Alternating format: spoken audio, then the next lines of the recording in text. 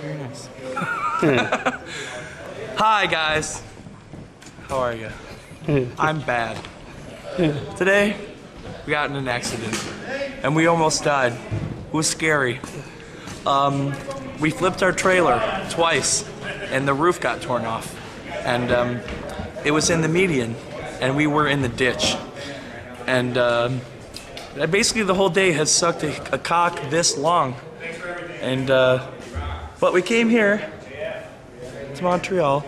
We played a sick show, and the crowd was awesome. And as you can see, I'm smiling a little bit. You were smiling the whole show. Yeah, I was smiling. You were smiling the whole show. Because the show was good, very cathartic. I had a lot of pent-up, angry teenage aggression, even though I'm 27.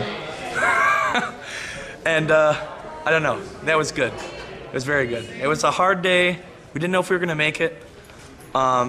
I think we might have lost somewhere around $10,000 today in 2 seconds when the trailer flipped.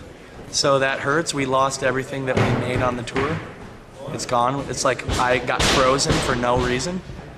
But it's been cool, even though we've been down a guitar player too. So everything is stacked against Black Dahlia right now, but I'm still smiling, man. You can't stop me. You can't stop us. But yeah, in the good news, the fans have been very cool on this tour. Even though we're a 4-piece, we appreciate that very, very, very fucking much. And we have a new guitar player coming in. We already have him secured, and he is going to be a blessing to this band and going to bring us up to a new plateau on the new record. So right now we're sad, but we're very excited too. So it's kind of an interesting time for the band, and I don't know, man. I couldn't have foreseen how draining and emotional this tour has been. You know, today in particular has been one of the most brutal days that we've endured as a band. So I just want to, you know, give props to everybody that works for us behind the scenes that nobody knows about. Kareem, our tour manager, and Woody, our sound guy. And just to my bandmates for sticking through all this bullshit, you know. And all I can say is thanks to the fans for your fucking support. It means the world to us. And we'll be back stronger than you've ever seen in your fucking life very soon. You know, an interview after all that shit today just sounded kind of bad, but I feel better now even talking to you guys. Thank you very much. The invitation to the gathering, ICP. Oh yeah. Yeah, they invited us. Personally, I hear. To the gathering. I didn't know that was personally. That's what the drummer Maybe said. it's probably Detroit related because we're from Michigan, you know, they maybe have an awareness of us. But that's like sealing your fate.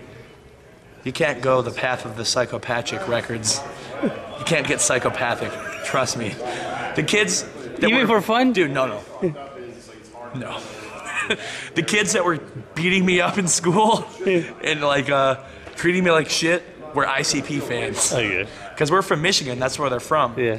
So when I was in 7th grade, like we already knew about ICP, you know, and it took until like around 98 before the rest of the world found out how horrible they are. But I don't know, man. They're very smart. They make all their own merchandise. They own everything they make.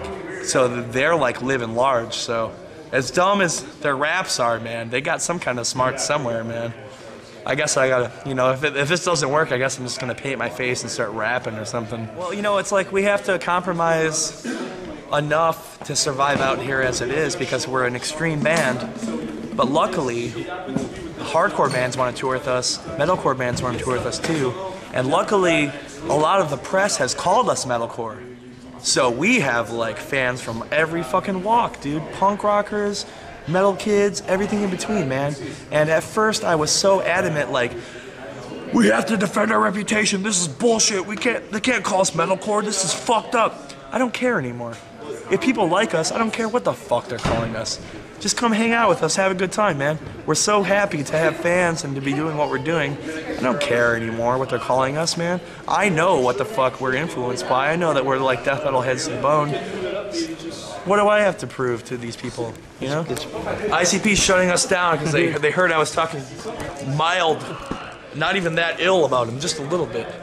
But you know, like, I think that would be a total fate sealer, like, to be like, hey, we are total losers, we don't care about anything, we will stoop to any level to succeed, we will tour with ICP and play a fest with ICP. But, you know what I mean, we have to draw the line somewhere. It's like, we'll tour with hardcore bands, you know, the objective in doing that is because these kids out here, they don't hear us on the radio. There's no radio for metal, dude. It's like word of mouth and touring and just being there and spreading the word is the best kind of thing you can do in a metal band, you know what I mean? So we have to cross over, you know what I mean? If we toured with a death metal band every day, insert any brutal death metal band, it would be the same crowd every time, you know what I mean? Yeah. It's like the moves that we've done that may seem strange to our metal fans is because we're just trying to reach out, you know? Just trying to make new fans. There's so many kids out there that could be on our side, could be our allies, if they just heard the right band or just were given the right opportunity to hear metal, you know? But because so many kids are just like, especially in the States, man, you guys got a good hearing. In Canada, man, like, you guys have a really strong metal scene, man. It's like, you know, it's starting with fucking, it's like the technical aspect of your metal is like astounding, you know what I mean? I think that's trickled down from Voivod, I think, and then kind of, you know, Quo Vadis and Cryptopsy and, you know, like all the bands that kind of have come out from that thing. They're all technical as fuck. It's like even the bands that have crossed the line to something else, like Despised Icon is a hardcore but a death metal band too. But all of their death metal aspects are very technical, very Canadian in my mind, you know what I mean? Just like, so. From the almighty Rush. Yeah. It's from Rush, like, just trickle down, man. Just like playing it, crazy time signatures, just pushing it to the limit. Forward-thinking metal, dude. In my mind, Canada is about the future of metal. They're not about to put a lid on it and just be like, every band should sound like Disgorge. You know what I mean? Like, no, man. It's like, what can we do with this? Where can we take it? How can we strike the heartstrings of people with metal? You know what I mean?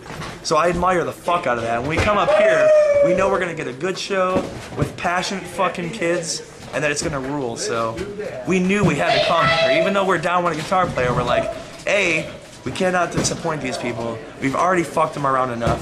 We've already missed enough tours. We've already bullshitted them enough. We gotta come. Everybody, well, most of the people that came knew what to expect, you know? Because A, we're at the end of the tour. The rumors have gotten out. We're playing without John, you know?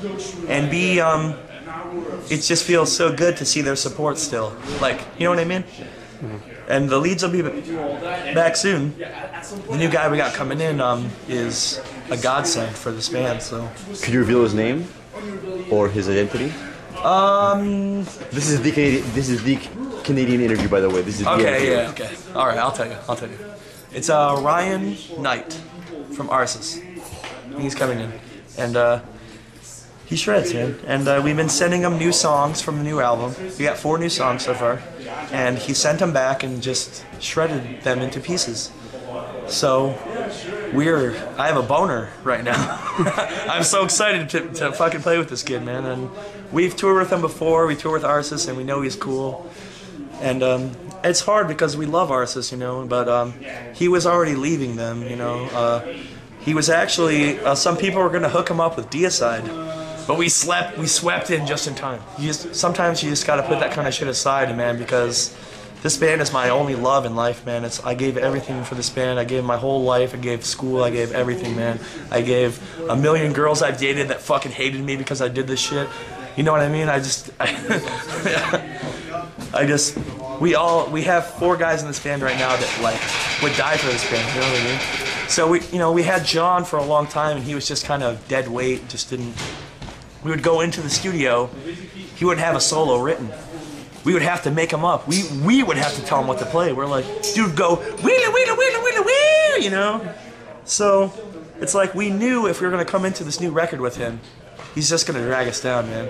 So he knew he wanted to go. We knew he wanted to go. It just took kind of a long time to develop, and unfortunately came down kind of ugly. But we're still standing strong. Everything's cool.